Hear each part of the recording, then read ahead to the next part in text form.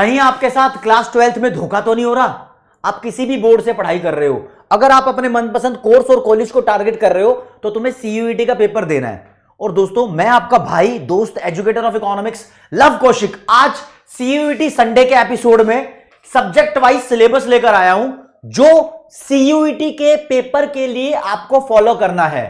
लेकिन अभी आप अपने बोर्ड में जो सिलेबस फॉलो कर रहे हो वो इससे थोड़ा सा अलग भी हो सकता है। तो ऐसा रहते रहते आपका सपना सच कैसे होगा वो भी बताऊंगा। आप प्लीज इस वीडियो को बिल्कुल पूरा एंड तक सारे सब्जेक्ट के हिसाब से देखना।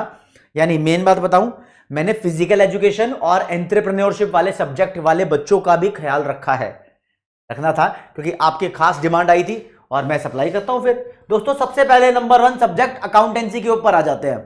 अकाउंटेंसी में नॉर्मली पूरे भारत के अंदर बच्चे हैं ना जो बुक्स पढ़ रहे हैं, उस बुक के अंदर आप पढ़ते हो ना partnership, retirement, death, dissolution, cash flow statement, accounting ratio, financial statement, यही पढ़ते हो ना। लेकिन देखो जरा ध्यान से, एक है तुम्हारे पास accounting for non profit organisation and partnership firm वाली बुक।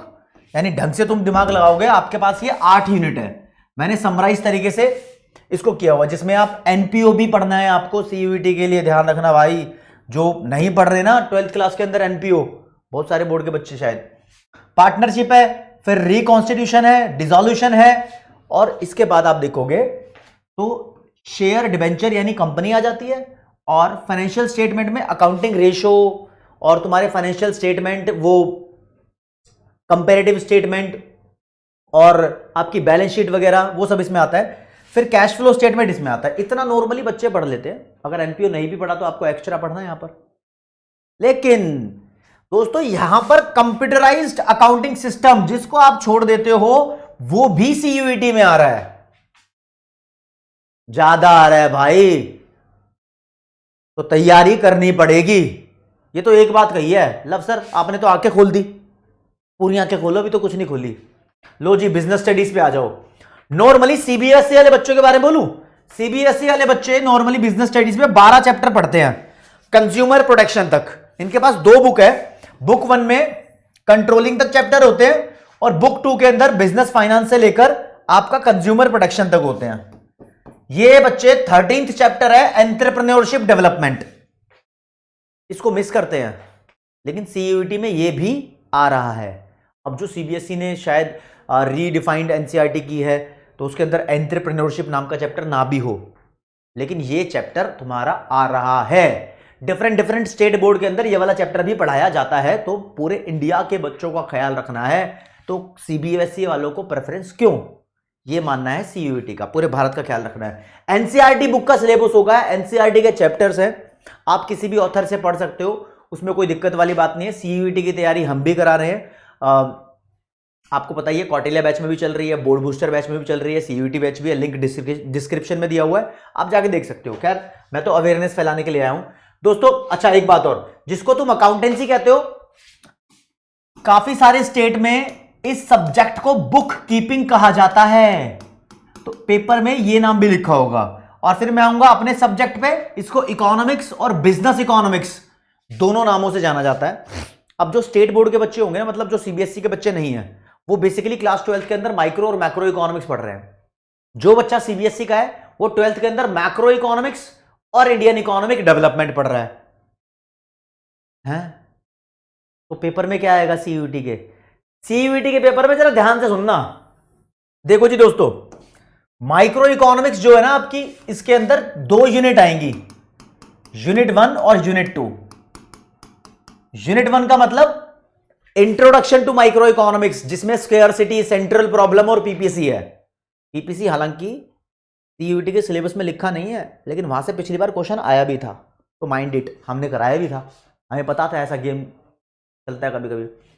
तो यूनिट 1, यूनिट 2 में यूटिलिटी से लेकर कंज्यूमर इक्विलिब्रियम होते हुए इलास्टिसिटी ऑफ डिमांड तक है। यानी सप्लाई नहीं पढ़नी, प्रोडक्शन कॉस्ट, रेवेन्यू, मार्केट नहीं पढ़ना। तो यूनिट 2 तक आ रहा है, इलास्टिसिटी ऑफ डिमांड तक माइक्रो इकोनॉमिक्स में। फिर मैक्रो इकोनॉमिक्स पूरी आ रही है, फुल आ रही है एनसीईआरटी से। इंडियन इकोनॉमिक डेवलपमेंट में सीबीएसई के बच्चे 8 चैप्टर पढ़ते हैं, जबकि इस बुक के अंदर टोटल 10 चैप्टर हैं। 2 चैप्टर सीबीएसई ने डिलीट करा रखे हैं, पॉवर्टी और इंफ्रास्ट्रक्चर नाम है उनके, लेकिन सीयूईटी में वो भी आ रहे हैं। और ज्यादा बात बताऊं आपको, इंडियन इकोनॉमिक डेवलपमेंट का अच्छा खासा पोर्शन सीयूईटी में आता है। सतर्क रह के पढ़ने की जरूरत है। चलो जी सर, एक जनरल टेस्ट भी तो होता है। हाँ भाई, जनरल टेस्ट भी होता है, इसकी बात सुन लो आप। जनरल टेस्ट में क्या होता है, बेसिकली आपको ध्यान रखने हैं थोड़ी थोड़ी general knowledge, GK, current affairs. Current affair क्या होता है, जो अभी हाल फिलहाल में चल रहा है वो करंट अफेयर है। और जीके मतलब कुछ ऐसी सच्ची बातें, जैसे कि हमारा देश आजाद कब हुआ था, 1947 में, ये जनरल नॉलेज है। अभी हाल फिलहाल रशिया का कौन सी कंट्री के साथ वॉर हुआ, तो वो यूक्रेन के साथ हुआ, ये करंट अफेयर है। ठीक है। फिर जनरल मेंटल एबिलिटी आएगी, न्यूमेरिकल एबिलिटी आएगी, रीजनिंग जैसे नए तुर्रम खां कॉन्सेप्ट्स आपको सीखने को मिलेंगे। और दोस्तों कुछ मैथ्स भी है।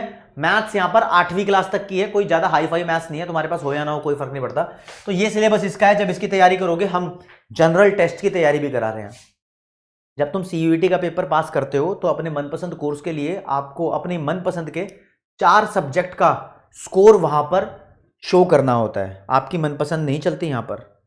जैसे कि मान लो दिल्ली यूनिवर्सिटी में आपको इकोनॉमिक्स ऑनर्स में एडमिशन लेना है, तो वो बोलती है कि एक लैंग्वेज, एक जनरल एक लैंग्वेज और एक मैथ्स और 2 आपकी अपनी पसंद के सब्जेक्ट, 4 सब्जेक्ट के मार्क्स दे दो। जनरल टेस्ट को वो कंसीडर नहीं करते।